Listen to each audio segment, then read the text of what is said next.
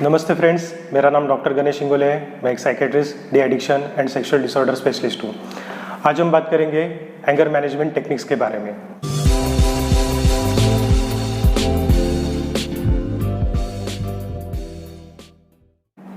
जब भी हमारा कोई रिएक्शन डेवलप होता है वो दो पार्ट्स में डेवलप होता है। पहला पार्ट होता है इमोशनल थिंकिंग से, सेकंड पार्ट होता है रैशनल थिंकिंग से। इमोशनल थिंकिंग पहले आती है और गुस्सा एक इमोशन है, तो गुस्सा रैशनल थिंकिंग को अफेक्ट करता है। तो जैसे हमने अभी देखा कि गुस्सा एक इमोशनल रिएक्शन है जो शुरुआत में आती है और रैशनल थिंकिंग बाद में आती है। तो हम चाहेंगे कि हमारे जो भी रिएक्शंस होते हैं वो रैशनल थिंकिंग के बेसिस पे हो। इसलिए हमें ये करना है कि जब भी हमें गुस्सा आता है या जब भी हमें कोई रिएक्शन देनी है उसको हम थोड़ी देर के लिए टालने की कोशिश करेंगे। जनरली देखा जाता है कि इमोशनल थिंकिंग 5 मिनट से लेके 20 मिनट तक होती है। तो अगर हम ये 5 से लेके 20 मिनट तक का टाइम निकाल दें तो हमारा गुस्सा काफ़ी हद तक कम हो जाता है, रैशनल थिंकिंग आ जाती है। और अगर थोड़ा बहुत गुस्सा बच भी गया तो हमारी जो रिएक्शन रहेगी वो इतनी डिजास्ट्रस या नुकसानदेह नहीं रहेगी। तो अभी हम इम्पोर्टेंट टिप्स के बारे में जानने की कोशिश करेंगे जिससे हम अपने गुस्से को कंट्रोल कर सकते हैं। आपको याद रखने में आसानी हो इसके लिए मैं इसको न्यूमोनिक में यानी ABC और D के रूप में बताऊंगा।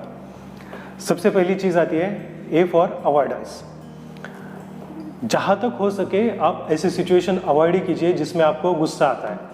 जैसे अगर आपको लगता है कि आप अपने बच्चों का कमरा जो है मतलब वो साफ़ सुथरा नहीं रखते तो आप वहाँ से जाना पसंद नहीं करते, आपको गुस्सा आ जाता है। तो आप जब वहाँ से गुजरते हैं तो उधर ना देखें। छोटे बच्चे वो तो ऐसा करेंगे, ये आपको भी पता है, तो आप वो चीज़ को अवॉइड कर सकते हैं।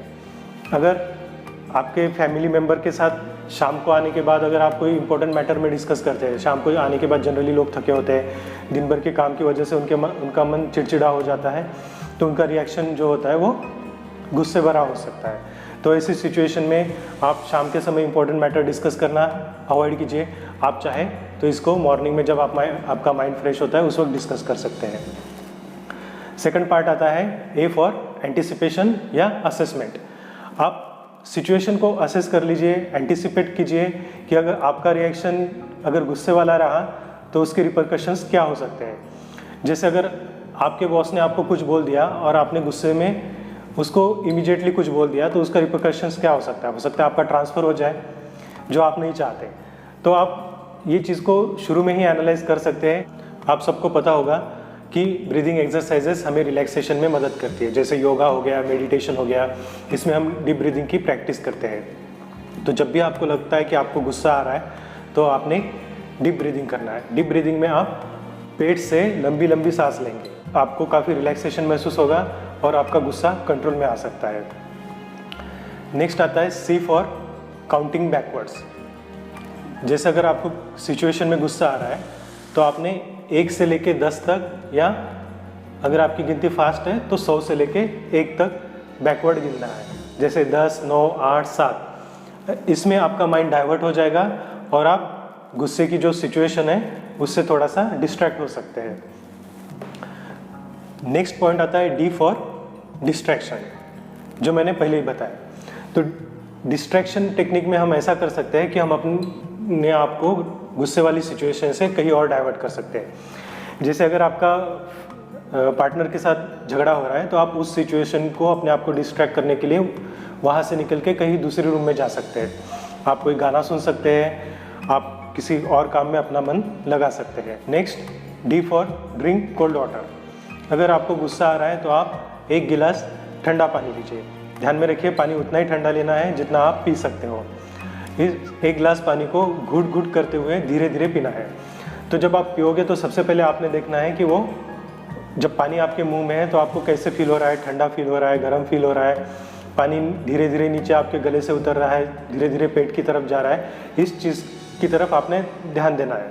इससे आपका माइंड एक तरीके से डिस्ट्रैक्ट हो जाएगा और पानी की वजह से काफ़ी लोगों में तनाव कम हो जाता है, उससे भी आपका गुस्सा कम हो सकता है। नेक्स्ट D आता है डिस्कस। आप अपने फैमिली मेम्बर्स, पार्टनर्स या दोस्तों से अपने गुस्से के बारे में डिस्कस कर सकते हैं।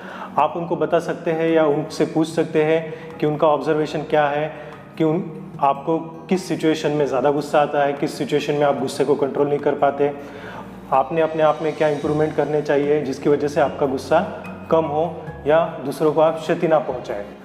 बहुत सी बार फैमिली मेम्बर्स काफ़ी अच्छा सुझाव देते हैं, उनका ऑब्जर्वेशन काफ़ी सटीक होते हैं क्योंकि वो एक डिस्टेंस से आपको देख रहे होते हैं। आप अपने आप को इतना अच्छे से असेस नहीं कर सकते जितना आपके फैमिली मेम्बर्स आपको असेस करते हैं।